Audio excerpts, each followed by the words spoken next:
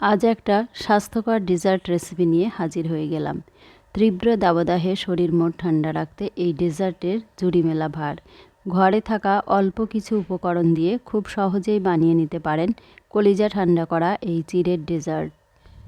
যখন খুব বেশি খিদে পেয়েছে অথচ হাতে একদম বেশি সময় নেই, তো ঝটপট এই রেসিপিটা বানিয়ে নিতে পারেন।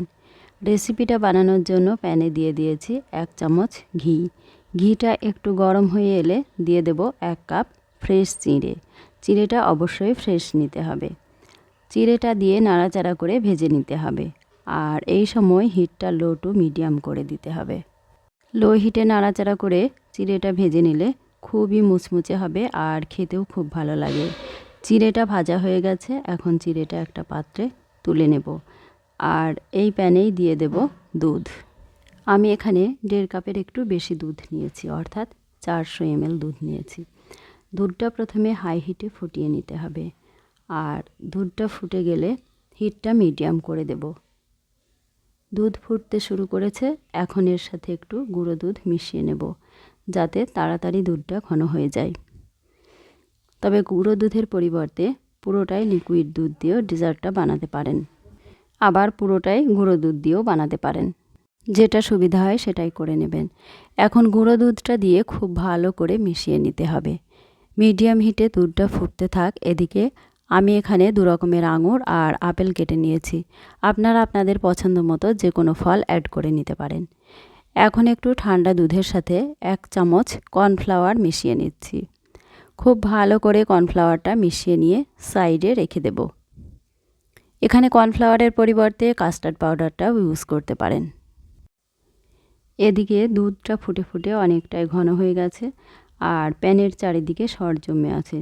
স্প্যাচুলা দিয়ে সরটা দুধের সাথে মিশিয়ে দিতে হবে। এখন দিয়ে দিলাম 100 গ্রাম চিনি। চিনিটা দিয়ে নাড়াচাড়া করে দুধের সাথে মিশিয়ে নিতে হবে।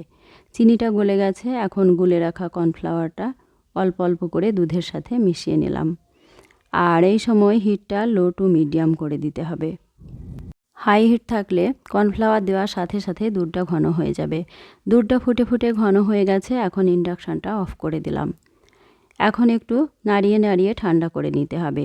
ঠান্ডা হয়ে গেলে দুধের মিশ্রণটা আরও একটু ঘন হয়ে যাবে। এখন একটা মিক্সিং বলে মিশ্রণটা ঢেলে নিলাম। এখন ঘিয়ে ভেজে রাখা চিড়েটা দুধের মিশ্রণে ঢেলে দিলাম। এখন চিড়েটা নাড়াচাড়া করে দুধের মিশ্রণের সাথে মিশিয়ে নিতে হবে। মেশানো হয়ে গেলে যে ফলগুলো কেটে রেখেছিলাম ওগুলোও দিয়ে দেব। আমি এখানে 2 রকমের আঙুর আর আপেল নিয়েছি। তার মানে এমন নয় যে আপনাদেরও আপেল আর আঙুরটাই ব্যবহার করতে হবে।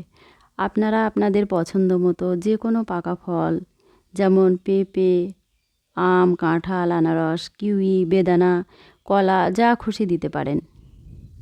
এখন নাড়াচাড়া করে ফলগুলো মিশিয়ে নিতে হবে। খুব ভালো করে সব কিছু মিশিয়ে নিয়েছি।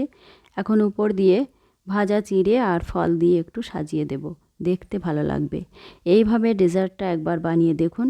বাচ্চারা তো এমনিতে ফল খেতে চায় না, কিন্তু এইভাবে বানালে রোজ রোজ খাওয়ার বায়না করবে। আর শুধু বাচ্চা কেন, বাচ্চা থেকে বয়স্ক সকলেই তৃপ্তি করে খেয়ে নেবে। এই হেলদি ডেজার্ট দিয়ে ব্রেকফাস্ট বা লাঞ্চ করে নিতে পারেন, আবার টিফিনও সারতে পারেন। এই ডেজার্টটা একটু ঠান্ডা ঠান্ডা খেতেই বেশি ভালো লাগে, তাই আগের দিন বানিয়ে ফ্রিজে রেখে দিতেও পারেন। 1 ঘন্টা মতো ফ্রিজে রেখেছিলাম ঠান্ডা করার জন্য। এখন সার্ভ করে দেখাচ্ছি। চিড়ের এই সুস্বাদু ডেজার্টটা খেলে পেটও ভরবে, মনও ভরবে। আত্মা ঠান্ডা করা এই ডেজার্টটা একবার হলেও বানিয়ে দেখুন, কতটা সুন্দর খেতে হয়েছে।